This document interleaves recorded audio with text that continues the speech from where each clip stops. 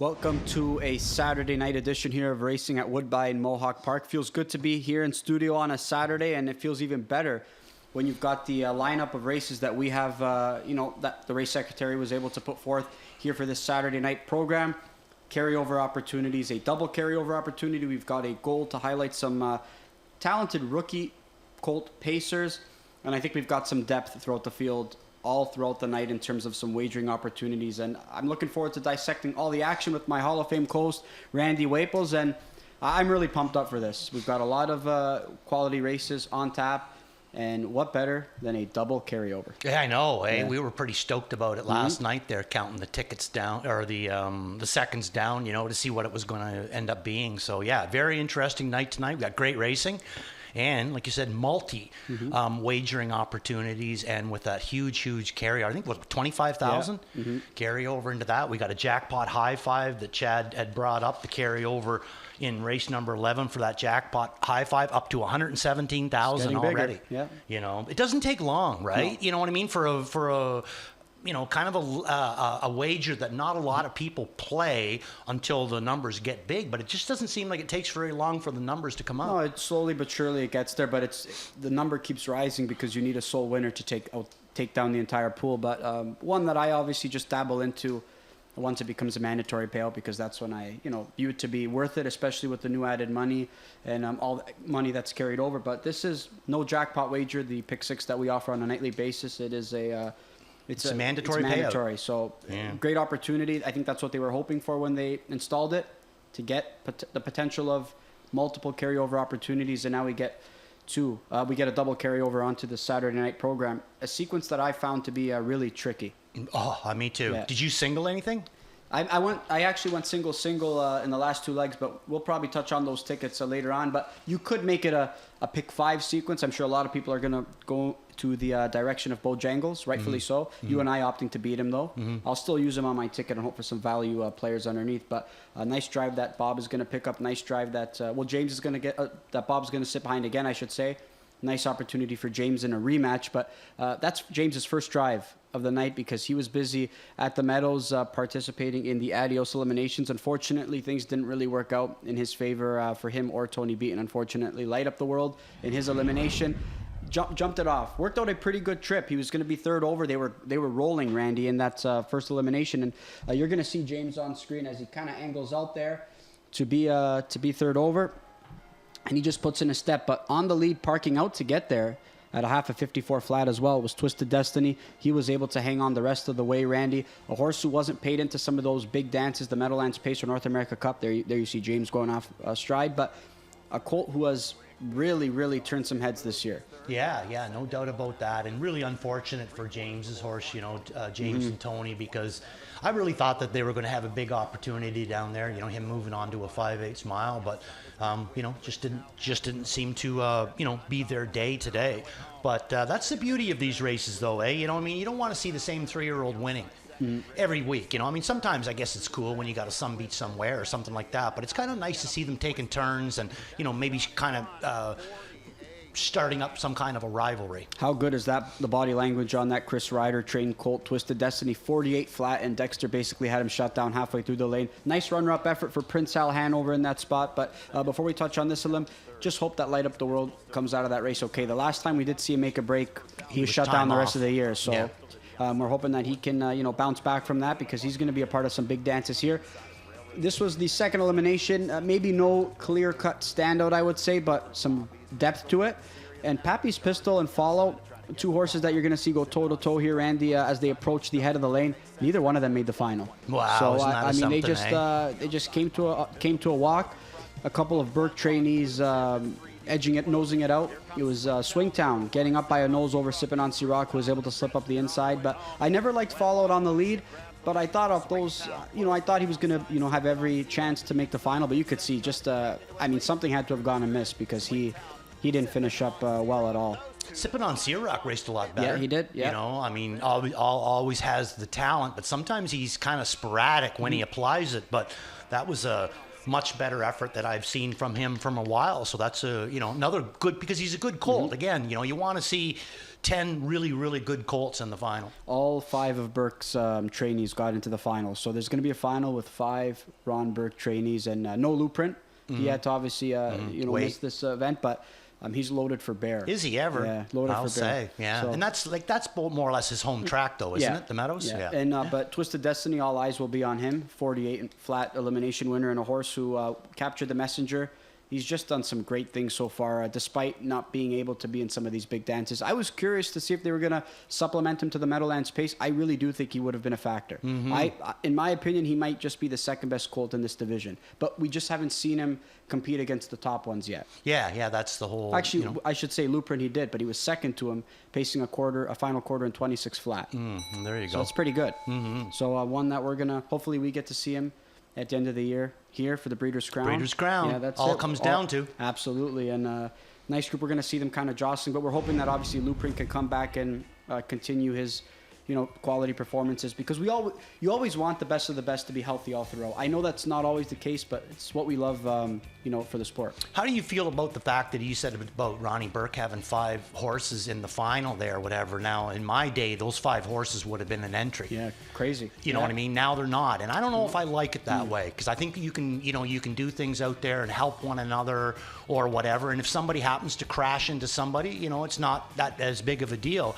When they were an entry, you had to be real careful out there with what you were doing. So I don't know if I really like the idea of the not making them an entry anymore. Yeah, different style. Different now. times. And we're going to look at some track plays here from last night. You could see again, not a single horse worse than 4th at the 3/4 pole who didn't get who got the job done. So again, just sitting close. Yeah, I think again, last night it was kind of a speed night though, right? There wasn't much wind, the temperature was great, to work with and that. So I really do think that that's a lot that we're seeing. It's just the fact that it's a very fast track.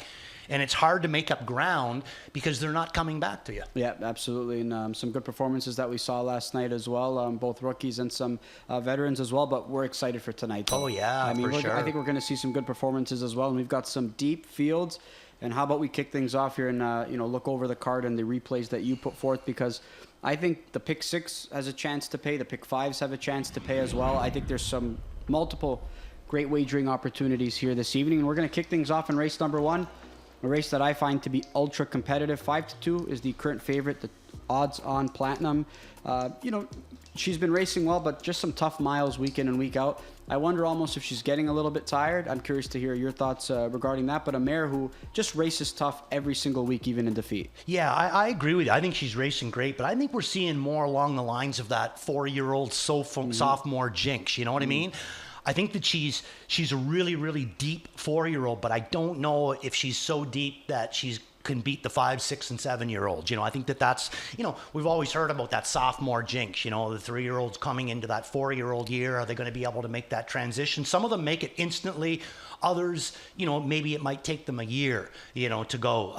Odds on Platinum, I think that she's been racing really good, but I think every once in a while, unless she's at her absolute best, she's going to run into a killer. And in my opinion, she's running into a couple of killers tonight. So I'm not sure how you're going to play it, but I go Tells on a roll. I usually use her a lot. I didn't use her in her last start, and we're going to show you this last start. Now, I've found that the last couple of times that she's raced, she just doesn't seem like there's a whole lot on the end of it with a horse that we know usually is, you're at least going to see 27 seconds. A reason I'm going to show you this one, because you can pretty well tell on the program that she wins this race by multiple lengths in 49, but it's the way she did it. She comes out of the 2-hole here, and this is the Tells on a roll that I know. She's not hanging. She's not being asked to do anything. Travis gives a couple of wheels just to make sure that she's paying attention and doing her job, and look at the way that she finished. Look at that, John. Look at that. Wow. I mean, she just looks amazing. We just watched her go out onto the track to warm up. She carrying great weight at this point, much like myself, but really, really looks good out there, and that's the way that I'm going to go. I know that she's took a little bit of a drop down, and now she's kind of moving back up again, but we've seen her beat horses at a much higher scale. I'm not surprised to see that she's starting to come back again. And I just think that she's going to carry this momentum. There's a couple, like I say, odds on Platinum. I got her in for 4. Century Jamila dropping from Fillies and Mares Preferred. Got her in for 2nd. Sorcia Sealster, she's the scariest one to me. But the outside post, I'm going to throw her in for 3rd. And there's a lot of other ways that you could have went as well. Where'd you go? I went to the 3-horse Century Jamila, hoping that she can work out a pretty good trip. To your point on Tells on a Roll, bookend 26 and change quarters, right? I mean, she still had enough left despite going 26 flat to leave out of there. And not pushing hard. Not taxed at all. She seems to be trending in the right direction. And again, we know what she's capable of when she's on her game. So stepping up in class, it's not unfamiliar territory for her. I mean, she can go with these, and she's, at her best, she's probably the best of this group, I'd say. Yeah. I agree with you too. And, and at her best, I'm not sure if there's anything in the Fillies and Mares right now that could take her down. I mean, Grit and Grace is phenomenal, no doubt about that, and Caviar and Crackers. But this one, when she's on her game, like John just said, she's got the ability to go out of there a gazillion, sit quiet, and then come home a gazillion too. We just haven't seen much of that until last week, to me, was where she really said, hey, I'm back. Nice purchase from them as well, shopping from Indiana. And we've seen a lot of horses kind of leave their 3-year-old campaign and become some quality racehorses, or, participate in some of the big dances and have success in it. Underrated program that they have over there as well in terms of raw talent, and we're seeing it here with this mare Tells on a Roll, who's done some pretty good things. I'll tell you what, a few choice words, sneaky good last time out too. Good draw to work with, one that I wish I could have slated a little bit higher, but I thought her effort was good, and she's taking some early support. We're going to move on to race number 2. Speaking of Fillies and Mares Preferred, that's what we're going to get here to close out the early double. A field of 6, Caviar and Crackers. She was able to get back into the winner's circle again, but she's going to be taking on Grit and Grace, who is working on a 3-race win streak. She's going to look to make it 4. I went value shopping here in this race. I went to Angostura Hanover. I think that this is a mare who seems to be inching closer to a win at this preferred level. Hasn't quite got there yet, but her efforts the last 2 kind of make me, give me an indication that she's just about there. So I'm going to try her there as a pick 5 single, hoping to extract some value. You're going to go back to Caviar and Crackers, who, right, to me, I thought, even though it was a narrow victory, or measured one, I should say, she was shut down halfway down the lane. Yeah, I'm going to use her as my beat the favorite, because I think that Grit and Grace is going to go off as the favorite anyway. I don't think I'm going to get a huge number on Caviar and Crackers, but I do not see myself going off as the favorite. So let's take a look at Caviar and Crackers in her last start. You got to love her in these short fields, John. You know what I mean? If she can stay close within a second of anybody, I think she can track anybody down when she's on her game. I mean, different times we've seen her come last quarters in 26, but there's also times that we've seen her come quarters in 25 and change on the end of it too. So big wheels on the end of it. And like I said, at this point here, the first over effort, but it doesn't seem to matter to her, about what kind of air. She just needs to have a target and be a little bit close at the head of the lane. Now, that being said, here comes this one horse, John, Angostura Hanover. I got her in for 3rd. I like her in as your pick there as well, because in my opinion, if you, other than Grit and Grace and Caviar and Crackers, let's say, I say that she's the next one. So if anything happens that these two kind of throw down a little bit at each other, Grit and Grace and Caviar and Crackers, somehow they throw down a little bit, who's going to be the one to, capitalize the most? And I say Angostura Hanover. And I also agree with you too. She is so close to winning the Fillies and Mares Preferred. It's going to happen sooner or later. My biggest, what I'm curious to see is how everybody's going to come out of the gate. It's a short field. Caviar and Crackers has shown gate speed, but what happens if 4 or 5 of them jolt out of there? She's likely going to have to take back. I mean, you're not going to go 6 wide to make front.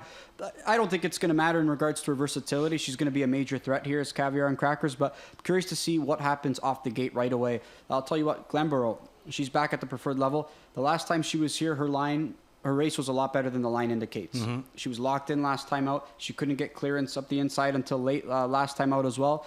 She's a horse who's trip dependent. She can put herself in a good spot. You're going to need to find a little bit more late, but I think this is a pretty deep group. Blue Pacific, though, we saw that front end try from Dougie last time out.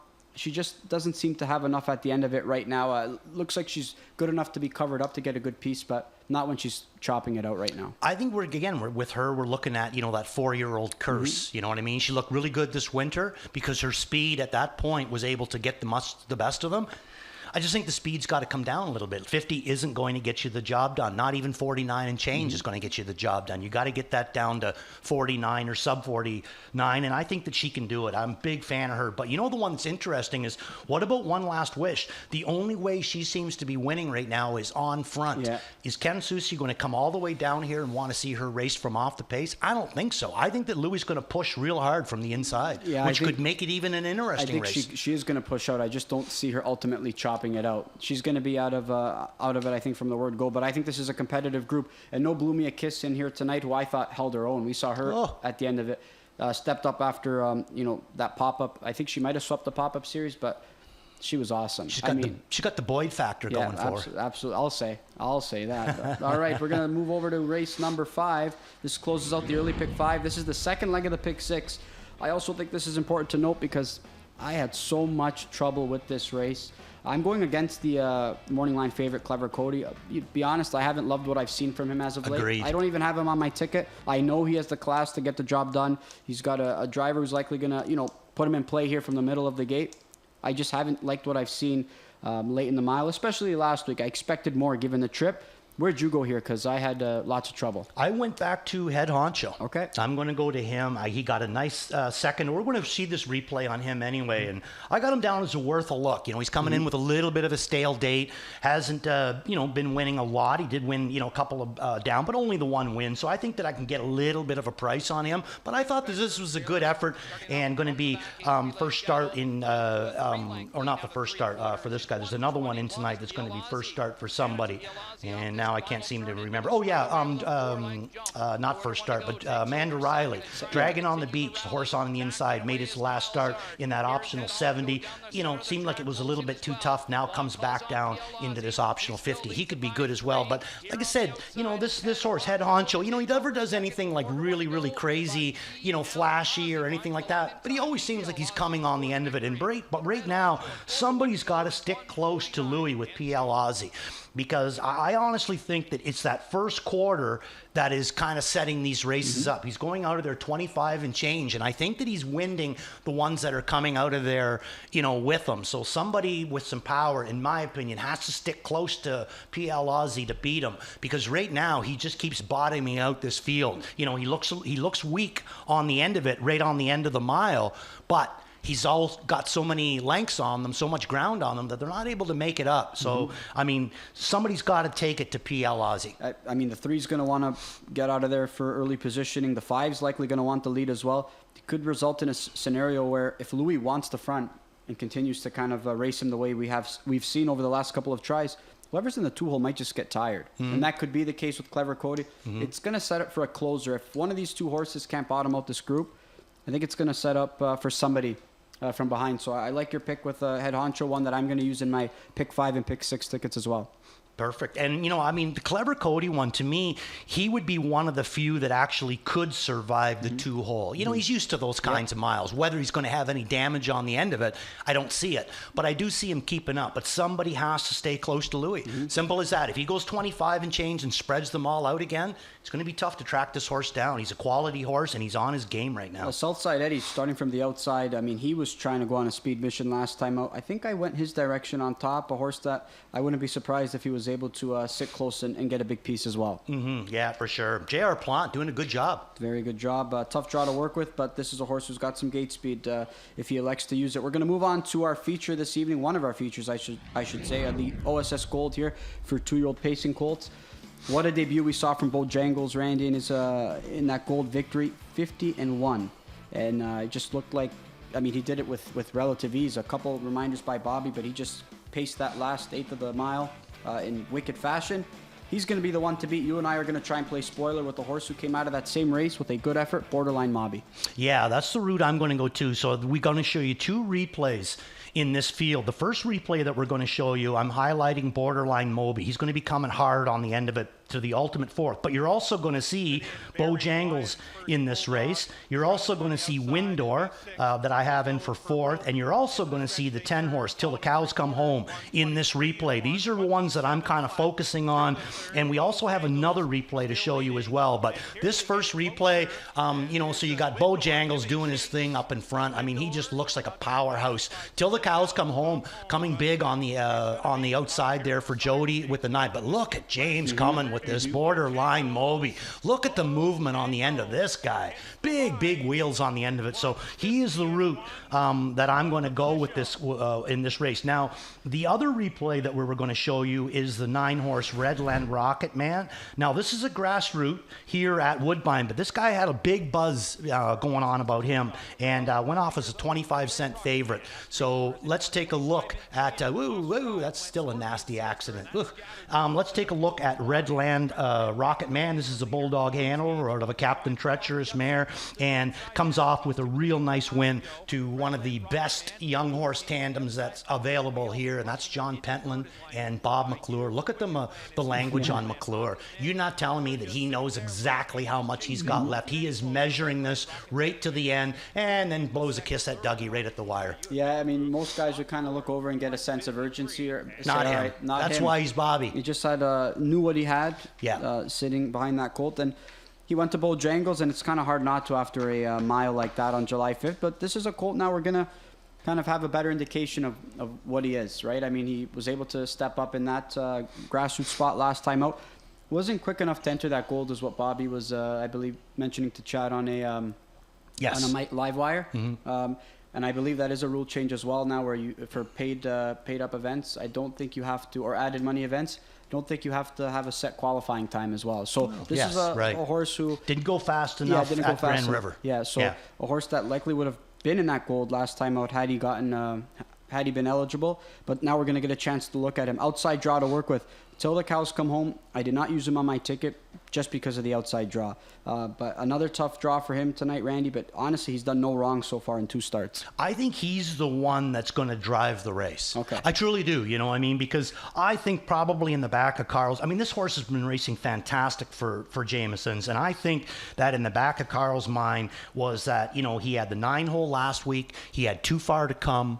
You know what I mean? And that's why Bojangles was able to get the best of him. I do not see Carl wanting this horse towards the back, or Jody for that matter. So I think that they're going to come out of there much like they did last week. And if he can land him in the middle somewhere, I think that he's, going to really come up with a big effort. This horse has just really, really impressed me all along. And out of an Arch Place mare, you would have to think that it's going to be longevity that we're seeing with this guy. Jody was pleasantly surprised in that interview with Greg Blanchard there, not really thinking they had this kind of horse. So, he was wicked at the end of his mile. There could be some speed to his inside. That's what worries me a little bit. But a race we're looking forward to in that OSS Gold for 2-year-old pacing colts. We're going to move on to race 8. We're going to see some gold caliber sophomores here, or some gold level sophomores, I should say. Aquinas Hanover All-Star Maniac drawing towards the middle of the gate. I'm going all in with All-Star Maniac. I thought that was a good effort last time out. Looked like he got, Travis got caught on a blind switch. Didn't have room up the inside. I think he's coming to this effort really, really sharp. But some other horses also racing well, that being Aquinas Hanover. But you want to show All-Star Maniacs replay as well? Yeah, we're going to show both of them, John. So we're going to see All-Star Maniacs here. And like you said, I seen the same thing. Travis, did a pylon skim around the last turn. If it works out and he sees air, he's a genius, because he's going to win. But he's not going to see that air, and he's not going to be able to, that's about as far as this guy's going to go. He's going to have to call it off right here. But, the only thing kind of bothered me a little bit, June the 28th, a little bit of a stale date coming into this race, and, gold right around the corner.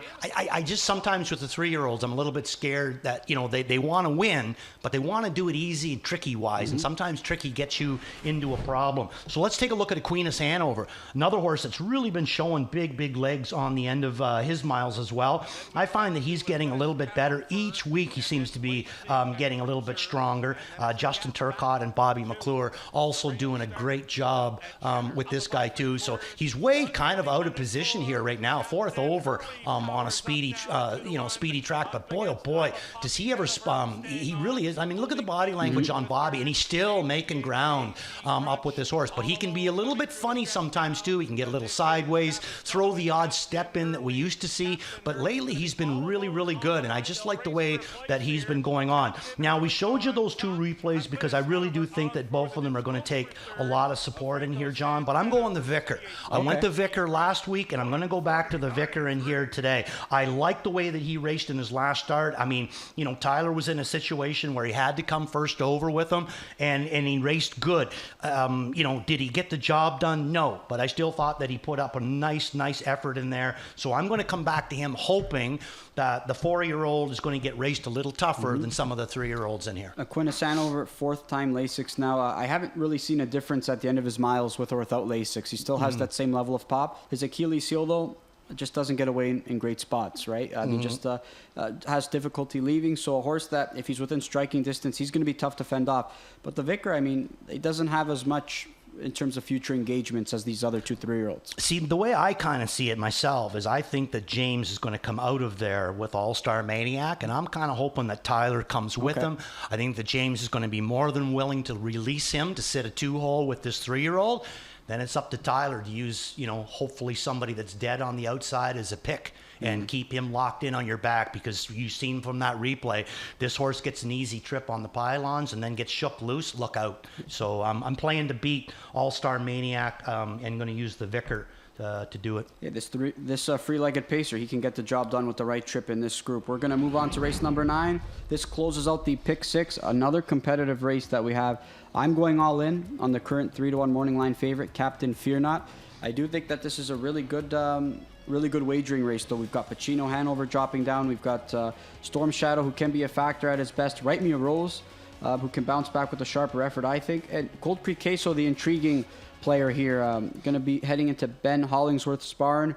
Where'd you go here? I'm curious. I went Pacino. Okay. Yeah, but I'm going to show you 2 replays. We're going to show you codename Cigar Box, who I threw in for 4th, and we're going to show you Pacino Hanover, who I'm going to use on the up on top. So Pacino Hanover, he's going to come into this race there, 14-day rotation, so maybe not on his very, very best, that 7-day rotation that I absolutely love. But still, Billy Davis driving him this week, and I think he gives him a nice little trip up the inside too, kind of the same situation there. If he sees, total air all the way through, I think he looks like a bit of a genius. He's not raging with pace in this race, but this is the preferred too. Now he's going to drop back down into the non-winners of 15,000, and he win that non-winners of 15 in his last start. So I think that Team Cullen's going to have him a little bit better, and he picks up his familiar sweater again, Travis Cullen. Now, the other replay that we're going to show you is the other Jody Cullen horse, and that's going to be codename Cigar Box. Travis driving this guy. Eddie Hensley going to pick up the drive here tonight. Again, Travis with this guy. Now, this guy can be a little bit lazy sometimes, codename Cigar Box. So you're going to see Travis, kind of asking me that. But what I like about him is that every time he asks him, he goes forward. He's got kind of a wall of horses. Now, he's still chasing them, so it's not like that he's totally locked in here. But to the same effect, though, too, he doesn't have exactly a ton of room to work with. Now, down through here, now he starts to kind of get back up on their back. He quickly moves him off of Travis's back, and now is actually when the horse starts to kind of move forward, codename Cigar Box. So he's going to come in here with the rail, picking up Eddie Hensley. Looked at him as a bit of a price. Your horse, Captain Fear Not, I got him in here for 2nd tonight. I had him up on top last week. He raced fantastic, and almost got the job done.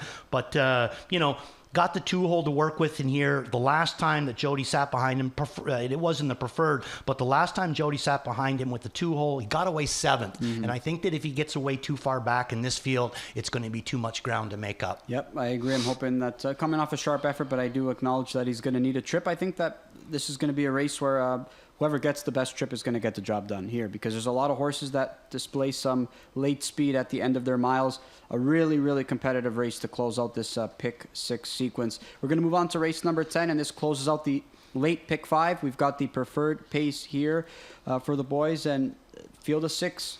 Where'd you go? Brew Hanover is going to be the Free morning square? line favorite.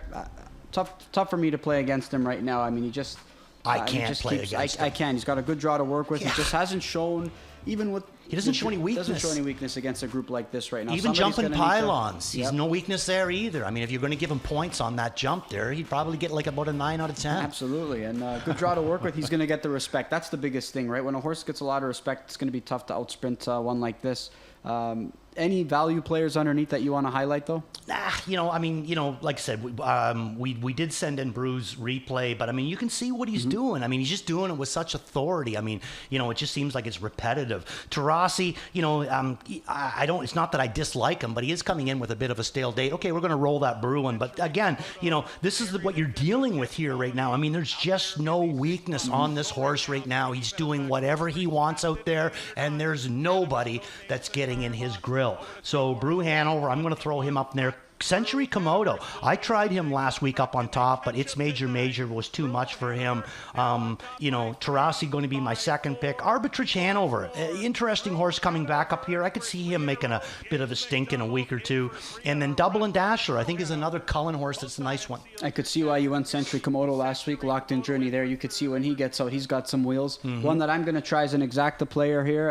Double and Dasher, I thought he raced really well last time out too. He took pressure. Both last times. Yeah. Both times, though, I thought he took pressure the entire mile and got picked off by It's Major, who big mile for him. I think he might be one of the horses potentially going to the Gold Cup and Saucer, I think. Okay, that would be or nice. I could see the connections potentially sending a horse like that over, I should say. I'm curious to see if he's going to be, if we're going to see him in PI. But nice group here of 6 that we've got in race number 10. But the race goes through Brew Hanover. All right, we spoke about what a loaded wagering slate that we have here this evening. And, of course, it's highlighted by that big pick 6 carryover, a double pick 6 carryover of over $25,000. And we've got some ticket ideas sent out by a few folk. Let's look at your ticket, Randy. Let's kick things off here. Okay, only one single for me, John, and Okay. I love singles, but I just couldn't find them in here tonight. Just like you said, just tough sequence. So in race number 4, I'm going to go 2-3, Rochester Flash, third start Lasix. My goodness, is he ever good right now? And then Bold Spirit, much better post position to work with, getting a bridle change tonight too. So I'm hoping that this is his night. Race 5, 3 and 8, PL Aussie, and my top pick, Head Honcho. Race number 6, 3 and 6, Forefather with Ulysses, my third pick in there. The 7th race, I'm going to go. That's going to be my only single. I'm putting all my hopes on Borderline Moby, hoping that James has a little bit more luck here than he did at the Meadows today. Race number 8, it's going to be too wide again. 6, All-Star Maniac, and the 7, the Vicar, looking for a little bit of a price and some luck with the Vicar in that race. And then race 9, I'm going to go 2-5 in here. Captain Fear Not, your pick, and my top pick, Pacino. 30 and change for a buck your ticket is? Yes. So it's pretty, I think it's going to pay even for 20 cents. It has the potential to. And I kind of front loaded it here because I found the first 2 legs to be tricky. So I went 4 deep in the opening leg, hoping for a price. I think Century Inspector is the most intriguing horse in that field. You get Jody Jamieson back aboard. He guided this guy to a win on May 31st. I think that a horse that maybe was sneaky good last week, but sometimes I just like certain horses with paired up with certain drivers, and I think this guy's had success with Jody, but stash it away. I think he was good at last time as well. And Rochester Flash, like you said, great with Lasix. Race 5, I have no idea. I went 5 deep. I could have gone deeper. I just elected to. I'm all for pitching horses that I think could be susceptible chalk. Clever Cody's that horse. If he beats me, he beats me. Race 6, I am going to go 3 deep as well. Forefather's been so good. Ulysses, I thought he raced well last week. Lakers Bank, one that I'm intrigued with in that spot. Yeah. I'm not like you. I don't have wasn't brave enough to single or go all in on Borderline Mobby. I am going to use Bojangles as well. If I get some prices earlier on, I don't want to get beat by a horse who could be 1-5 in that spot. Race 8, I will go all in on All-Star Maniac. And my best bet this evening, Captain Fear Not, hoping that he can work out a pretty nice trip. So $20 for a 20-cent ticket. It is expensive for a buck to tail, but I don't think you need to play this sequence for a buck. And when so much new money's in that pool, you should be spending a little bit more. Because I do think there's a lot of free money in there. Why not spend a little bit more? You're going to get a pretty good return there with that new money, or with that money carried over as well. Yeah. So a plus EV wager going into tonight. We have pick 6s. We've got pick 5s as well. let's hear your opening ticket here. Well, this one I go single Tells on a Roll. I think that she's back to being good again on that last replay. I'm very, very happy with her. Race 2, I go 4-6 Grit and Grace Logical, and then Caviar and Crackers is going to be my top pick in there. Race number 3, I go 4-5-7. That's going to be Set Shot, Control Rocks, who was a winner in his last start. And then Stonebridge Wizard, going to throw this guy in for part of it as well. Going to be for, Maneri taking over, second start for him. And they're throwing a lot of changes in on Stonebridge Wizard tonight. Blind to blinkers, and they're adding a Murphy blind on the right side. Race 4, Bold Spirit and Rochester Flash is the way that I'm going to go in there. And then race 5, I close it with 3 deep, PL Aussie, Clever Cody, and Head Honcho. Now, the reason I'm throwing in Clever Cody is because I believe that at some point this horse is going to show back up again. And why wouldn't it be in the non-winners of 9,000? Because it's been quite a while, since he's had back-to-back trips in here, didn't get burned up the first time. McClure, I thought, did a real good job with him. So I think myself is picking up a live drive. Can't fault you there. You saw that track place to kick off the pre-show, right? I mean, he's going to be sitting close, and a lot of those horses are sitting close. So that's going to be a benefit to him. I went 2 kind of tricky singles in legs 2 and 3 because I had no opinion in race 4 and race 5. No strong opinion, I should say. I'm going all in on Angostura Hanover. Could be a stretch. At some point, she's going to get up, and I'm hoping it's tonight. You like Stonebridge Wizard as well, one that I'm going to go key as well. I think this horse is close to being back on track. A sneaky good effort last time out. Louis Waugh aboard tonight, and the equipment changes makes me like this guy even more. So, if I get those 2 across, I'm hoping that I might be able to close it out in legs 4 and 5. And going to be some great wagering opportunities as well. But we're going to kick off the festivities here with the playing of our national anthem, and we'll be back to recap the rest of the night. Ladies and gentlemen, at this time, if I could direct your attention to the winner's circle as we welcome Celine Jung to Mohawk Park for the singing of our national anthem. Celine is an 11-year-old enthusiastic performer with a passion for singing, musical theater, and playing the violin. She recently performed as Matilda in Matilda the Musical with the Burloak Theater Group and as young Elsa in Frozen Jr. with Milton Community Theater. Celine is thrilled to have the opportunity to sing "O Canada" for you this evening, and we are thrilled to have this talented young lady here with us tonight. Take it away, Celine.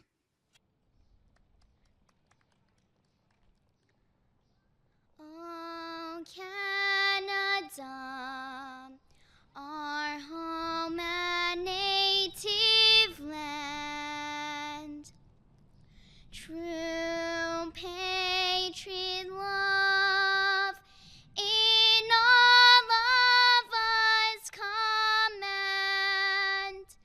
With glowing hearts we see thee rise, the true north, strong and free.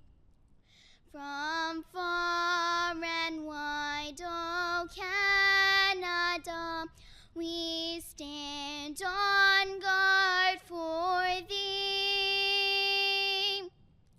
God keep our land glorious and free. Oh, Canada, we stand on guard for thee. Oh, Canada, we stand on guard for thee.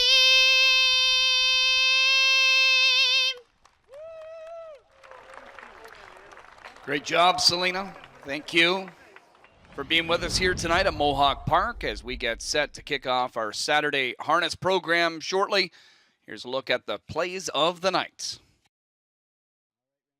Through your ticket here as we go through your plays of the night. I know you touched on some of the horses throughout the pre-show. Let's have it. Okay, so Tells on a Roll is going to come along in race number 1. That's going to be Waple's Watch. Like I said, we showed you that replay. I think she's back to where, Collins want her. Beat the Favorite's going to be Caviar and Cracker. She's going to take action in there, but I don't see her going off as favorite. I think that'll be for Grit and Grace. Worth a Look is Head Honcho. I think I'm going to get some kind of a price on him. That is a tough race in race number 5. My all-in, talk about tough races, my all-in's going to be in the toughest race of the night. I think, and that's race number 7. There's like 5, 6 different ways that you can go there logically. This is one of them. I don't think he's going to be the favorite in there, so I'm going to take a chance with Borderline. At some point, he's going to win a gold and get the best of Bojangles. It's so early to tell. Why not do it tonight when you're going to get a price? See, I have a problem sometimes that I play the race out in the way I think it's going to go in my mind, and I think that Bojangles is going to have a rough race, and that's why I'm playing the one that's going to be coming hard on the end. Okay, and there's your thoughts there. And my plays of the night: value, Angostura Hanover, hoping that she can play the role of upsetter in race number 2. Back on track, Stonebridge Wizard. Liked his effort last time out, first time in Maneri's barn. All in, all-star Maniac, hoping that he can get a clean trip. And my best bet, Captain Fear Not, who I thought was pretty good in defeat as the beaten favorite last time out. Pumped up for tonight. It's going to be a good card. Like you said, we had fun chopping it up last night. I think it's going to be even more fun here tonight. We're going to get some other Pick 6 ticket ideas as well throughout the night. And we've got some plays of the night here from some other handicappers. A few choice words: Deep Crunch, sneaky good effort last time out. I don't mind this by Doug Henwood. What does Deep Crunch mean? That's a few times I've seen him put it that way. They call him the number cruncher. So it's his thing. Okay, cool. He's going really deep in. Well, Right. He was on Absolution last night. Yeah. His Deep Crunch, so... Yeah, for sure. So we're hoping that best of luck to Doug, best of luck to everybody else playing along. It's going to be a great, great pool in that Pick 6. Starts in race number 4.